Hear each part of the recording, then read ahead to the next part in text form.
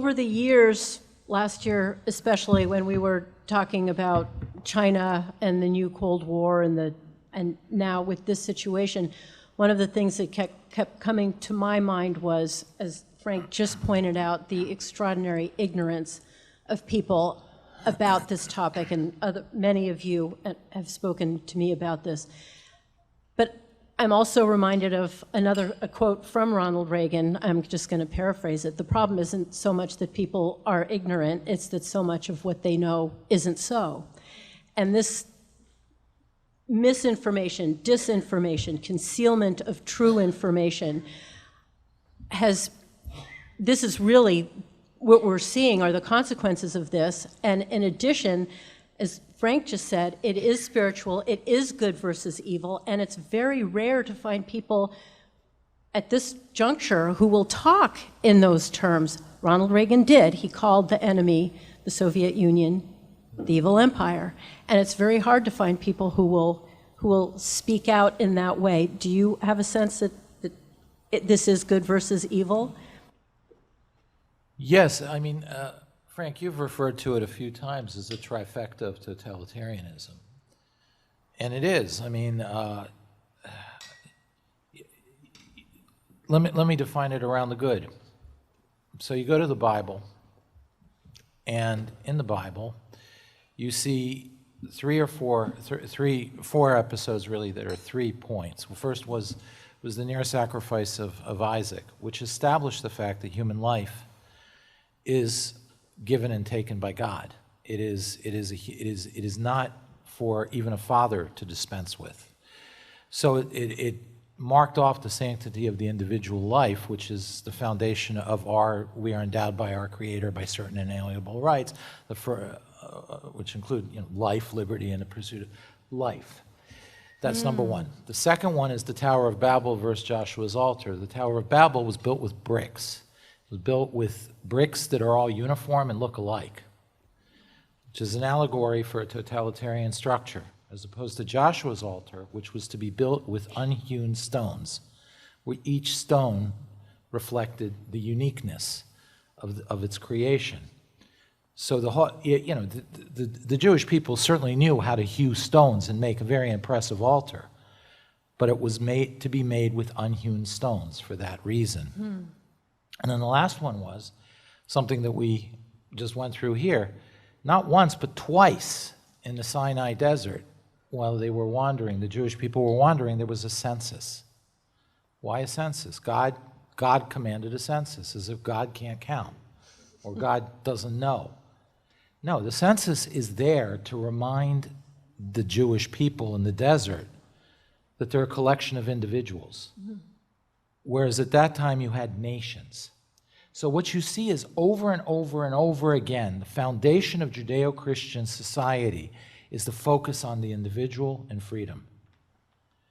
The focus in Islam and Sharia is on the totality, on the community, on the erasure of the individual on behalf of the community. And that's what brings it in line with the Chinese Communist Party and others. So the trifecta of totalitarianism versus the foundations of Western civilization, the whole Plato to NATO, but really starting at Mount Sinai or even earlier in Mount Moriah, that's really the fundamental divide that we see here. And that's what was invaded on October 7th, across that line. That was the line that was crossed, not just the line between Gaza and Israel, but you saw the line between respect for life and relish of death, the line between individual and the erasure of individuals and the dehumanization and so forth. So I think Frank can't put it better than that. Well, just to clarify what I'm talking about, you defined well the good. I see three forces at work here. Most obviously, what we just talked about, the Sharia supremacists. And by that I mean, of course, all of them, the Sunnis and the Shiite.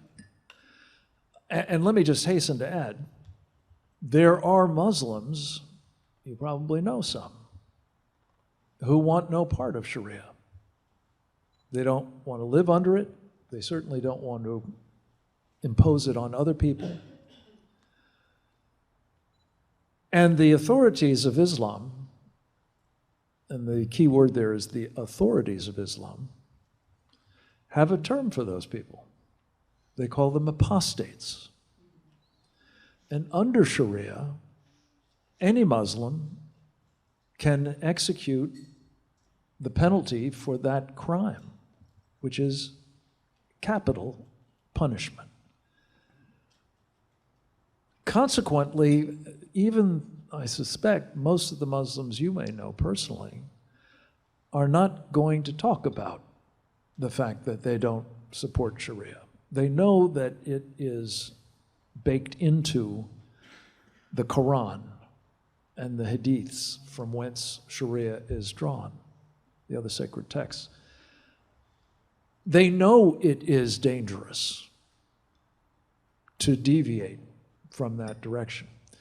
But let me just say, the thing that makes this moment so fraught is that in addition to the Sharia supremacist totalitarian threat, we also face, as I think David has pointed out,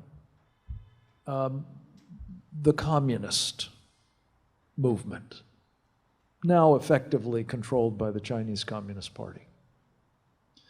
And the third element of the trifecta is what have come to be called the globalists. Now, one could argue that all three of these are globalists. They all have the same objective in mind: world domination. So to call people globalists and mean by that the United Nations, the World Health Organization, the World Economic Forum, various corporate entities that are party to all of that, Bill Gates comes to mind, is to miss the fact that these other outfits similarly think that there is a need for world government. And the problem for them is that they each have their own idea of who the world government will be made up of, who will run things. Well, they're going to sort that out, ladies and gentlemen, after the immediate objective that they share is accomplished, and that is getting us out of the way. And Israel is a speed bump en route to getting to us.